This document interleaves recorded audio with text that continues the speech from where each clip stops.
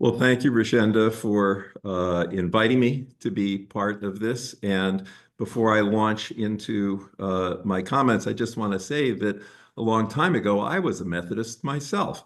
And it was the MYF organization when I was in junior high school that really saved my life. I was from a very dysfunctional family. I was introduced to Dietrich Bonhoeffer's letters and papers from prison during that time, and it gave me a more than adequate launch from difficult circumstances.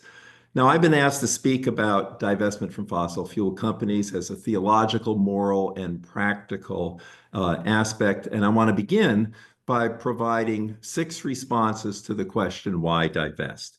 And the first one Sharon has already hinted at, really, and it's because it is a sin to wreck creation. If that's the case, then it's a sin to profit from wrecking creation. That's actually a quotation from the leader of the entire Orthodox Church, Ecumenical Patriarch Bartholomew. In the case of the fossil fuel industry, for over 15 years, we've known that if all the fossil fuel industry does is to carry out its business plan, it will wreck the earth. And once we know this, and we accept that we are morally responsible for how we use our money, we can no longer profit from owning shares in fossil fuel companies, and we are morally compelled to divest. So here's my second reason to divest: to revoke the social license that fossil fuel companies need to continue their business as usual practices that are wrecking the earth. A third reason is simple. We need to keep oil, coal, and gas in the ground. If the world is going to remain inhabitable beyond the next 50 years, the fossil fuel industry will have to walk away from at least $1.4 trillion worth of oil, coal, and gas in the known reserves that are in the ground. Individuals who become CEOs of oil companies tend not to be the kinds of people who will abandon $1.4 trillion without, let us say, a struggle. Now, just to give you an idea of what a trillion actually is, stay with me here. 1,000 seconds ago was 17 minutes ago. 1,000,000 seconds ago was 12 days ago. 1,000,000,000 seconds ago was about 32 years ago when Bill Clinton was inaugurated. And 1,000,000,000,000 seconds ago was 30,000 BC, 20,000 years before the first small towns were made possible, thanks to agriculture. It puts some things in context. Now, my fourth reason is actually a cautionary warning. Do not divest so that you can claim moral purity. When it comes to the issues of energy, ecology, and economics, there's no such thing as moral purity. My fifth reason is something that's crucial to all ethical behavior. What we do with our assets matters.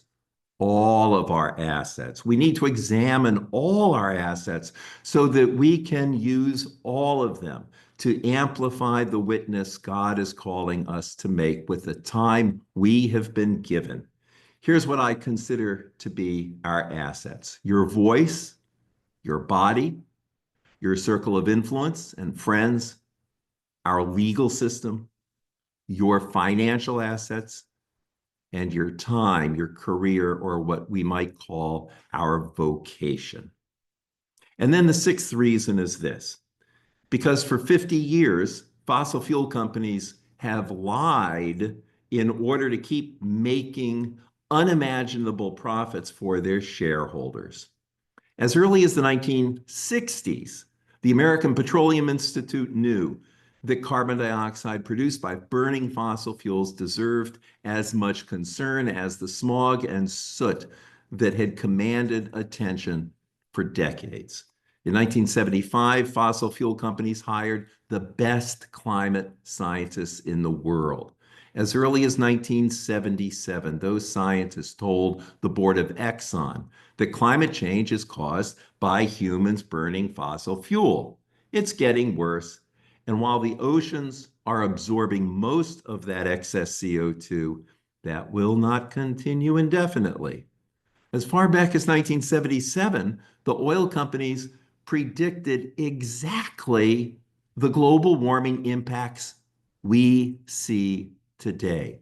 But instead of releasing those reports, Exxon hired the best ocean scientists and asked them if the oceans were really saving us by absorbing the CO2. In the mid 1980s, the ocean scientists confirmed those findings. At about the same time, Exxon's engineers reported a breakthrough through their ability to drill horizontally into shale. And this allowed Exxon to extract more natural gas than anyone could imagine, what we today refer to as fracking. So what did Exxon do? First, they fired those climate scientists and buried their reports. And then Exxon hired a few fake scientists, the same fake scientists that the tobacco industry had hired in 1978. Just as these fake scientists had sown the seeds of doubt as to whether smoking caused cancer, they began to sow the seeds of doubt about whether climate change was real. Over the past 4.5 decades, fossil fuel corporations and their think tank partners have spent hundreds of millions of dollars on various disinformation campaigns and supporting politicians who will do their bidding. To show their gratitude for their support, nearly 1/4 of the current members of Congress today are climate change deniers. This is what moral bankruptcy looks like. And to this day, America remains the only place in the world where climate denial has any political or cultural traction. Now I want to provide responses to several of the most common criticisms of divestment. You'll hear it said that divestment has never worked as a strategy. In the 80s, students in the United States pressured their universities to divest from companies that did business in South Africa.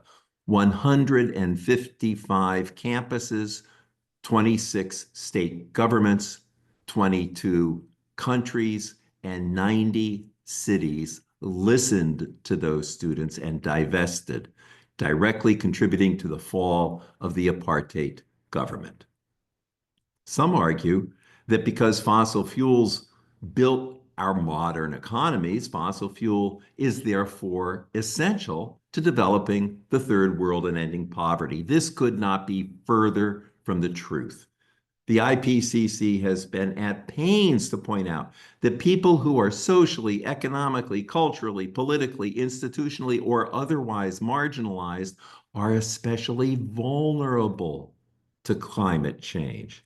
The entire planet is now fully capable of a rapid and just transition to renewable clean energy.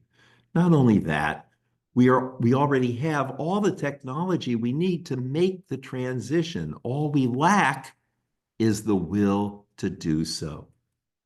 Many oppose divestment by saying that if you divest, you give up your moral leverage to help make the company do the right thing. Shareholder activism can work when a company has a flaw in their business plan that violates moral norms and needs to be corrected. But shareholder activism cannot succeed when the flaw is the business plan. Here's another. When the divestment movement first got started in 2012 and 2013, it was true that if you sold your fossil fuel stocks, someone else would buy it and the company would not get hurt. But now that portfolio's worth over $40 trillion, have purged their fossil fuel stock holdings, institutional and individual investors now recognize that fossil fuel stocks are no longer a sure bet. In fact, they are increasingly viewed by more and more people as a foolish investment and increasingly an immoral investment.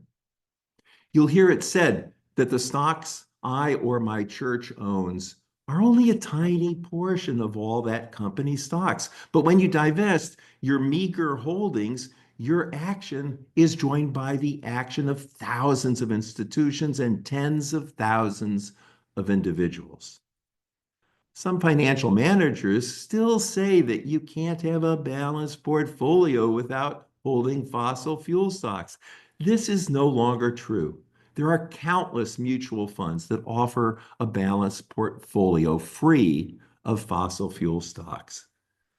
Some people think that you'll lose money if you'll divest, but as JD has already told us, several analyses show that divestment doesn't mean an automatic loss of profit. In fact, the MSCI Low Carbon Target Index has been outperforming its traditional counterpart since 2010.